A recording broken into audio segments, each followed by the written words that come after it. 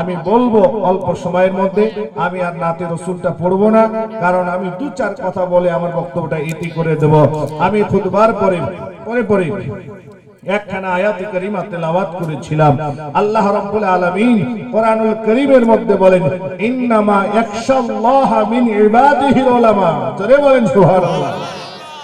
হাত উঠিয়ে বলেন ইয়া রাসূলুল্লাহ, সুবহানাল্লাহ।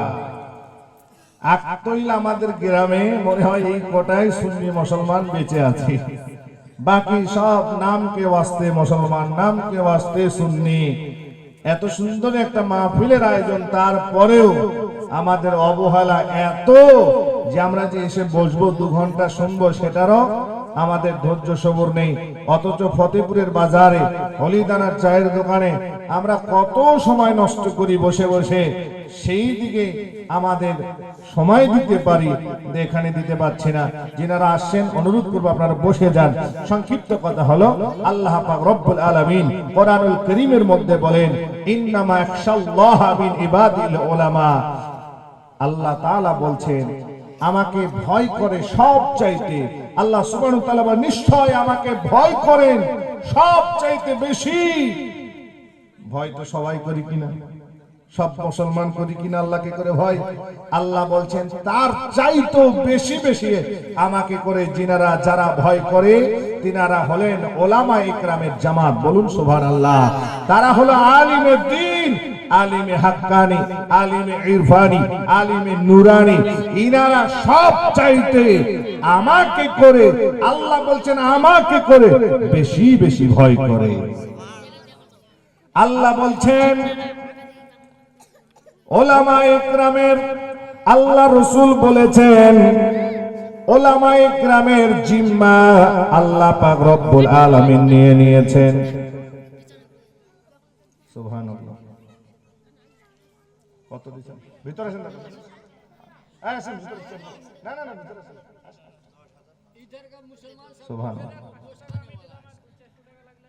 আচ্ছা আচ্ছা 10,500। সুবহানাল্লাহ। নারে তাকবীর, নারে রিসালাত। জনাব রিয়াজ মাস্টার সাহেব, ডাক্তার সাহেব, আমার দাদা 10,500 টাকা দিয়েছেন, আরো লাগলে উনি বলছেন দিবেন।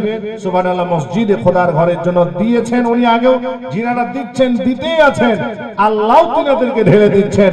এই জন্য আপনাদেরকে বলবো মহব্বত ভালোবাসা নিয়ে চলে আসেন, বসেন। আমরা এই অল্পটুকু সময়ের মধ্যে মাহফিল শেষের দিকে, যেহেতু একটু কুয়াশা ঠান্ডা শীত লাগছে, আমরা বেশি দীর্ঘায়ু করব না, সংক্ষিপ্ত কথা বলে আমার বক্তব্যটা ইতি করে দেব। আল্লাহ রাসূল সাল্লাল্লাহু তাআলা আলাইহি ওয়াসাল্লাম বলছেন, আল্লাহ পাক বলেছেন উলামা ইকরামের জিম্মা আল্লাহ নিয়েছেন। বলুন সুবহানাল্লাহ।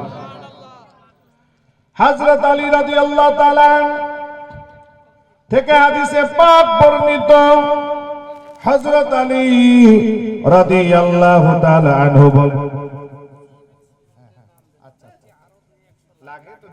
সুবহানাল্লাহ, উনি বলছেন 25 বস্তা সিমেন্টের দাম দিয়েছেন, আরো 200 লাগলে উনি বলছেন দিবেন ইনশাআল্লাহ। আলহামদুলিল্লাহ, খুব ভালো। আলহামদুলিল্লাহ, ওনার দানকে আল্লাহ কবুল করুক, ওনার পিতামাতার কবরে সাদকায়ে জারিয়া এই দানের সওয়াব পৌঁছা সকলে বলে আল্লাহুম্মা আমিন। জোরে বলেন আল্লাহুম্মা আমিন। হযরত আলী রাদিয়াল্লাহু তাআলা আনহু বলেন, আন-নাসু মাউতা আহলাল ইলমি আহইয়াউন। হযরত আলী রাদিয়াল্লাহু তাআলা আনহু বলেন, যার মধ্যে ইলম নাই, জ্ঞান নাই, যার মধ্যে লেখাপড়া নাই, ইলমের দ্বীন হাসিল করে নাই, সে হলো মুর্দা। আর যে ব্যক্তি ইলম হাসিল করেছেন, শিক্ষা অর্জন করেছেন, ইলমের দ্বীন অর্থাৎ দ্বীনের শিক্ষা অর্জন করেছেন, ওই ব্যক্তি হলো জিন্দা, জীবিত। বলেন সুবহানাল্লাহ। ওই ব্যক্তি জীবিত, জিন্দা। আল্লাহ রাসূল সাল্লাল্লাহু আলাইহি ওয়াসাল্লাম বলছেন, নূরের নবী, মায়ার নবী বলতেছেন, আমার উম্মত দুটি কারণে, দুটি বিষয় ধ্বংস হয়ে যাবে। কটি বিষয়? দুইটি বিষয় ধ্বংস হয়ে যাবে। আল্লাহ রাসূল সাল্লাল্লাহু আলাইহি ওয়াসাল্লাম বলছেন, এক নম্বর কারণ হলো আল্লাহর নবী, নূরের নবী, মায়ার নবী, রাহমাতুল লিল আলামিন নবী ভবিষ্যৎবাণী করে গেছেন 1500 বছর আগে। আল্লাহর নবী, নূরের নবী, মায়ার নবী, রাহমাতুল লিল আলামিন বলেছেন, এক নম্বর কারণে আমার উম্মত ধ্বংস হবে। দুইটা কারণ, তার মধ্যে এক নম্বর কারণ হলো শিক্ষা ইলমে দ্বীন মানুষ যখন ছেড়ে দিবে, ইলমে দ্বীন শিক্ষা ছেড়ে দেওয়ার কারণে আমার উম্মত ধ্বংস হবে। আর দ্বিতীয় কারণ হলো আমার উম্মত মাল জমা করবে, সম্পদ জমা করবে, ইলমে দ্বীনের দিকে গুরুত্ব দিবে না। এই জন্যই আমার উম্মত হালাক হয়ে যাবে। আল্লাহু আকবার। আমার রাসূল 1500 বছর আগে ভবিষ্যৎবাণী করছে। আজ তালেব ইলম উলামায়ে কেরামের ইজ্জত কদর আমরা করি না। একজন আলিমে হাক্কানি ইরফানি চেহারা দেখা, আল্লাহ রাসূল বলেছেন সুবহানাল্লাহ, আমাকে দেখা, বলেন সুবহানাল্লাহ।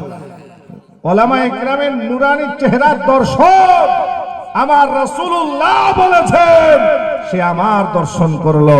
আল্লাহর নবী বলেছেন, কেউ যদি একজন হাক্কানি ইরফানি নূরানি আলিমে দ্বীনের পিছনে ইক্তেদা করেন, নামাজ পড়েন, সে একজন বানি ইসরাইল জামানার নবীর পিছনে নামাজ পড়ে নিল। একজন বানি ইসরাইল নবীর পিছনে নামাজ পড়ার মতো সওয়াব পেয়ে গেল। এই জন্য হাক্কানি আলিমের পিছনে নামাজ পড়াটাও ভাগ্যের বিষয়। ভাইয়েরা আমার, আল্লাহর নবী যে বললেন দুটো কারণে আমার উম্মত হালাক হবে, বরবাদ হবে, ধ্বংস হবে। এক হলো ইলমে দ্বীন শিক্ষা ছেড়ে দেওয়ার কারণে, আর দ্বিতীয় হলো মাল জমা। এখন যারা ক্লাস 8, 9, 10 পড়ছে, যে বাচ্চারা লেখাপড়া কম, মোবাইলে গেমে পয়সা কামাই করছে, না হলে দেখেন যে মাঠে ঘাটে কর্মতে ব্যস্ত, কি করে টাকা পয়সা রোজগার করা যাবে, একটা টাকার লোভ লেগে গেছে, ইনকামের একটা লোভ চলে এসেছে, তো লেখাপড়ার কি হবে? আর মাদ্রাসা তো আমরা ভাবছি যেটা এতিমের ঘর, এখানে গরিব ফকির মিসকিনরা লেখাপড়া করে, নাউজুবিল্লাহ আস্তাগফিরুল্লাহ। ওই ঘরকে কমজোর করা যাবে না, খারাপ নজরে দেখানো যাবে না, কারণ একদিকে মসজিদ হলো আল্লাহর ঘর, আর মাদ্রাসা হলো আমার রাসূলুল্লাহর ঘর। যেই ঘরে লেখাপড়া করে শিক্ষক এবং ছাত্র যারা তালেব ইলম দ্বীনের জ্ঞান অর্জন করার জন্য পিতা মাতা ছেড়ে দিয়ে মাদ্রাসাতে লবণ রুটি খায়, তাদের শানে আমার রাসূলুল্লাহ বলেছেন, যদি কোনো তালেব ইলম কবরস্থান দিয়ে হেঁটে যায় 40 দিন ধরে কবরস্থানের কবরের আযাব মাফ করে দেওয়া হয়। একজন তালেব ইলম কারো বাড়িতে যদি এসে কদম রেখে দেয়, আল্লাহর রহমত বরকত শুরু হয়ে যায়। একজন মাস্টার ডাক্তার, আমরা হাঁটবো চলবো সুবহানাল্লাহ জমিনের উপরে পা রেখে, কিন্তু একজন তালেব ইলম নবীর ঘরের ছাত্র চলবে, আমার রাসূলুল্লাহ বলেছেন, তাদের সম্মানের জন্য জিবরিল পাখা বিছিয়ে দেয়। সুবহানাল্লাহ। নারায়ে তাকবীর, নারায়ে রিসালাত, নারায়ে হায়দারি, মাসলা কে আলা হযরত, মাসলা কে আলা হযরত, নারায়ে তাকবীর, নারায়ে রিসালাত। আজ আমরা আমার রাসূল 1500 বছর আগে ভবিষ্যৎবাণী দিয়েছেন, আমার উম্মত হলক হয়ে যাবে, হালাক হয়ে যাবে, ধ্বংস হবে, বরবাদ হবে। দুটো কারণ, এক ইলমে দ্বীন ছেড়ে দেওয়ার কারণ। একটা ছেলে, দুটো ছেলে নিলাম, একটা বাচ্চা নিলাম, দুটো নিলাম, আর ভাবছি এটাকে মাস্টার করব, এটাকে ডাক্তার বানাবো, ইঞ্জিনিয়ার বানাবো। বানান, আলিমে দ্বীন আপনাকে বানাতে বলা হচ্ছে না। তালাবুল ইলমি আলা কুল্লি মুসলিমি ওয়া মুসলিমা, প্রত্যেক নরনারীর উপরে ইলমে দ্বীন অর্জন করা হলো ফরজ। প্রত্যেক পুরুষ নারীকে ইলমে দ্বীন এতটুক শিক্ষা অর্জন করতে হবে যেন কোরআন শুদ্ধ ভাষায় পড়তে পারে, নামাজ সঠিকভাবে পড়তে পারে, যেন সে বুঝতে পারে যে হালাল কোনটা, হারাম কোনটা। এতটুক জ্ঞান অর্জন করা সবার উপর ফরজ। আল্লাহ রাসূল বলছেন, আল ইলমু নূরুন, ইলম হলো আলো, ইলম জ্ঞান শিক্ষা হলো আলো। এই জন্য শিক্ষিত মানুষ আলোর মধ্যে আছে, শিক্ষা আলোর দিকে নিয়ে যায়, জ্ঞান অন্ধকার থেকে আলোর দিকে নিয়ে যায়। আর মূর্খ গাওয়ার অশিক্ষিত অন্ধকারের মধ্যে আছে, এই ভালো মন্দ পথ বোঝে না। এই জন্য আল্লাহ নবী বলছেন শিক্ষা হলো নূর, আলো।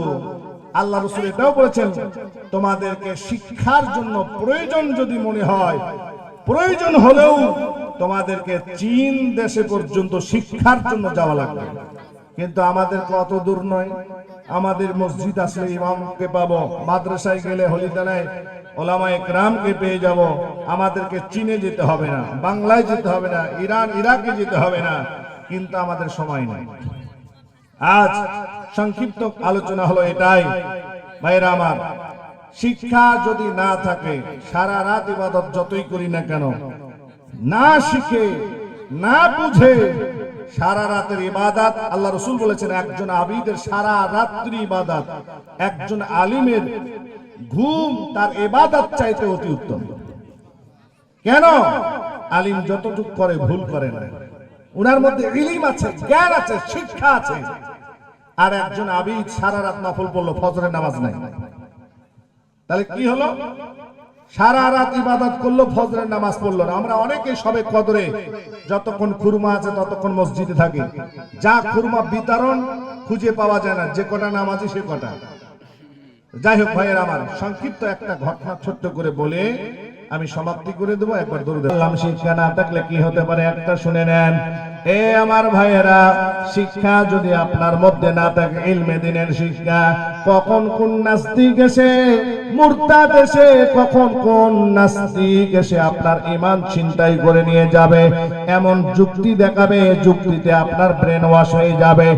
আপনাকে বলবে, বলেন আপনি যে দুনিয়ায় এসেছেন কার মাধ্যমে এসেছেন? আপনি বলবেন বাপ মায়ের মাধ্যমে। আপনাকে বলা হবে বলো তোমার বাপ কার মাধ্যমে এসেছে পৃথিবীর জমিনে? তখন বলবেন দাদা দাদির মাধ্যম দিয়ে। এই বলে যখন যুক্তি দেখাতে দেখাতে এমন জায়গায় নিয়ে যুক্তি দেখাবে, তাহলে বলো আল্লাহকে কে সৃষ্টি করেছে? নাউজুবিল্লাহ বলেন। আপনাকে যুক্তি দিচ্ছে এই নাস্তিক, দিবে ঈমানকে ছিনতাই করার জন্য। মুসলমানের রূপ ধারণ নিয়েও আসতে পারে, আর বলতে হবে মানি না, আমার জন্ম বাপ মায়ের মাধ্যম দিয়ে, আমার সন্তানের জন্ম আমার মাধ্যম দিয়ে, তো আল্লাহর জন্ম সৃষ্টিকর্তাকে, আল্লাহকে কে জন্ম দিয়েছেন? নাউজুবিল্লাহ বলেন। তা আপনি তো বলবেন কথা তো ঠিক, আর যখনই কথা ঠিক বলে দিবেন আপনার ঈমান চলে গেল, আমল শেষ, নামাজ শেষ, দান খয়রাত সব শেষ, আপনি ঈমান হারা হয়ে যাবেন। ভাইয়েরা, এমনই একটা বিষয় আমার আপনার ইমামে আজম আবু হানিফা রাহমাতুল্লাহ তাআলা আলাইহির সঙ্গে ঘটেছিল। ইমামে আজম আবু হানিফা রাহমাতুল্লাহ তাআলা আলাইহির সঙ্গে এক নাস্তিকের মুনাজারা, এই বিষয় নিয়ে যে পুরো পৃথিবী কে আল্লাহ চালাচ্ছেন, এই বিষয়ের উপরে নাস্তিকের, এই মুরতাদ বেঈমানের বিশ্বাস ছিল না। তবে একটা ডেট ফিক্সড হলো, মুনাজারার সময় হবে, ডেট হবে, সময় মোতাবেক আলাপ আলোচনা হবে, তুমি তোমার দলিল দিবে, আমি আমার দলিল দেব। ইমামে আজম আবু হানিফা অ্যাকসেপ্ট করে নিলেন। পরের দিন বা হয়তো সময় মোতাবেক বেলা 10টায় টাইম করা হলো, ইমামে আজম আসতে আধা ঘন্টা লেট করেছেন। কত ঘন্টা? আধ ঘন্টা 30 মিনিট। এই নাস্তিক বেটা ময়দানে চলে এসেছে আর বলছে, হে মুসলিমেরা, বলো তোমাদের ইমাম কোথায়? ভয় পালিয়ে গেছে নাকি? চলে যায়নি তো? সুবহানাল্লাহ। ইমামে আজম আধা ঘন্টা লেট করার কারণ রয়েছে, সকলেরই ইমাম ইমামে আজম বড় ইমাম সাহেব, উনি আসলেন। আসার পরে এইবার ময়দানে নামলেন, মুনাজারা শুরু হলো। নাস্তিক বলছে, বলো আপনার ময়দানে আসতে 30 মিনিট লেট কেন? এটার কৈফিয়ত দিতে হবে, আপনি সময় মোতাবেক আসতে পারলেন না। ইমামে আজম বলছেন, ভাই শোনো, আসার একটা কারণ আছে, সেই কারণ আমি ব্যাখ্যা দিচ্ছি, শোনেন। কি ব্যাখ্যা? বলে, আমি যখন বাড়ি থেকে বের হলাম সময় মোতাবেক, আমার বাড়ি থেকে এই জায়গা আসতে মাছ রাস্তা একটা নদী পড়েছে, নদী। সেই নদীতে নৌকা নেই, ঘাটে মাঝি নেই, নৌকা নেই, পার হবো কি করে? তো অটোমেটিক একটা গাছ কেটে পড়ে গেল, অটোমেটিক গাছ থেকে তক্তা বের হতে লাগলো, অটোমেটিক তক্তাগুলো সুবহানাল্লাহ নৌকা তৈরি হতে লাগলো, অটোমেটিক নৌকা হয়ে গেল। নৌকা হওয়ার পরে নৌকা কালার হয়ে গেল। অটোমেটিক এগুলো সব রাস্তায় ঘটেছে। ওই নৌকার উপরে আমি চেপেছি, অটোমেটিক নৌকা আমাকে সমুদ্রের ওই পারে পৌঁছে দিয়েছে। এই কারণে আসতে 30 মিনিট লেট হয়েছে। ওই নাস্তিক বলছে এটা কখনোই হতে পারে না, অবিশ্বাস কথা। কারণ একটা গাছ কাটতে হলে তার পিছনে একটা প্রতিনিধি থাকবে, লোকের প্রয়োজন। সুবহানাল্লাহ, কাঠুরিয়ার প্রয়োজন, করদের প্রয়োজন, মেশিনের প্রয়োজন। এটা হতেই পারে না। কাঠ ফাটাতে গেলে তার জন্য করদের প্রয়োজন, নৌকা বানাতে গেলে মিস্ত্রির প্রয়োজন, নৌকা রং করতে গেলে সেটাও কালারের মিস্ত্রির প্রয়োজন, আবার নদীতে নৌকা চালাতে হলে মাঝির প্রয়োজন। এগুলো বিনা মানুষ ছাড়া, বিনা প্রতিনিধি ছাড়া অটোমেটিক হতেই পারে না। আমার ইমামে আজম বলছেন, এই নাস্তিক সরো, একটা গাছ যদি নিজ ইচ্ছায় কাটতে না পারে, তক্তা না হতে পারে, নৌকা তৈরি না হতে পারে, সমুদ্রে ভাসতে যদি না পারে, তার জন্য একটা চালকের প্রয়োজন। শুনে নাও, আকাশ জমিনের মধ্যে চন্দ্র রয়েছে, সূর্য রয়েছে, চাঁদ রয়েছে, লক্ষ লক্ষ তারকা রয়েছে। এই সমস্ত সৃষ্টি জগতে যত কিছু আছে এমনি এমনি চলছে। একজন চালানেওয়ালা চালাচ্ছেন। চন্দ্র ততক্ষণ পর্যন্ত ডোবে না যতক্ষণ আমার খোদার হুকুম না পাই। একটা সূর্য ততক্ষণ পর্যন্ত ডোবে না যতক্ষণ পর্যন্ত আমার আল্লাহ না ডুবায়, আমার আল্লাহ না উত্তোলন করে।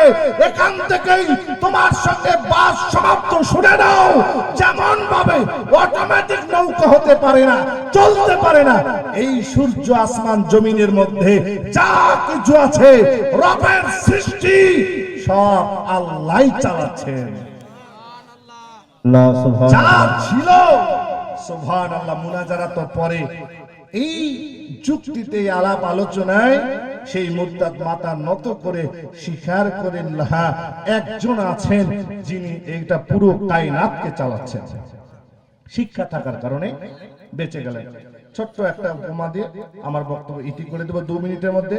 এই ইমামে আজম আবু হানিফা রাহমাতুল্লাহ তাআলা আলাইহি শিক্ষা নেওয়ার জন্য কত কষ্ট করেছেন। পায়ে হেঁটে শৈশবকালে মাদ্রাসায় যেতেন, গরম পাথরের উপরে পা রেখে রেখে পা ছাল্লি পড়ে যেত।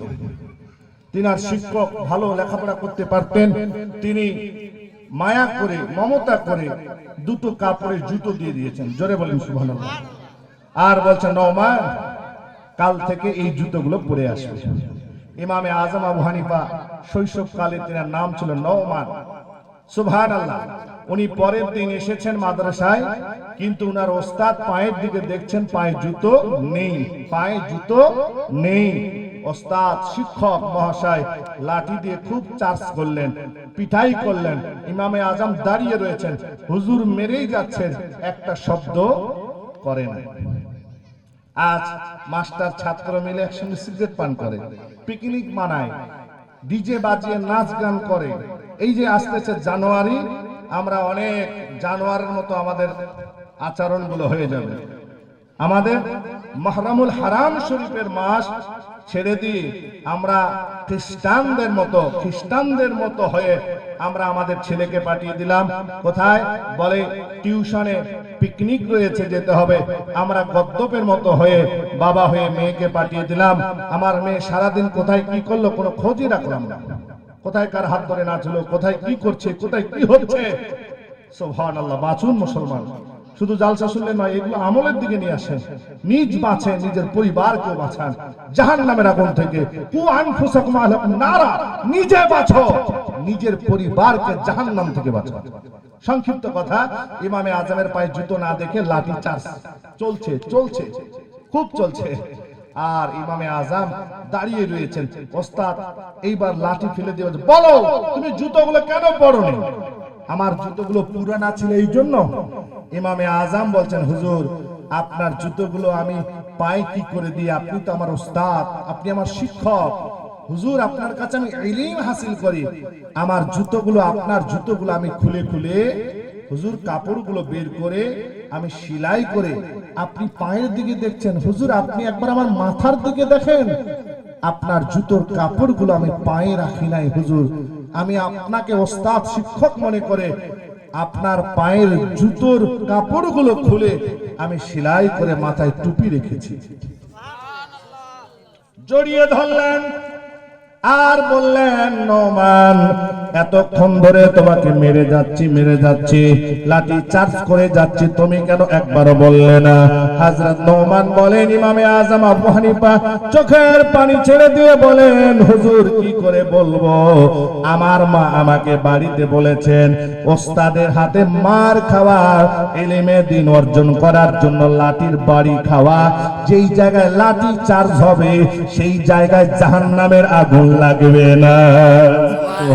এই জন্যই হুজুর আমি তো আপনার হাতে মার খাচ্ছি না, আমি তো জাহান্নামের আগুন থেকে বাঁচতেছি। সুবহানাল্লাহ, সুবহানাল্লাহ। এই জন্য শিক্ষা নেন, ওলামায়ে কেরামের কদর করেন, ওলামায়ে কেরামের দেখাও, সঙ্গে থাকাও, বন্ধুত্ব করাও, কত যে পুণ্য সব রাত অতিবাহিত হয়ে যাবে, বয়ান শেষ হবে না। যাই হোক, হায়াত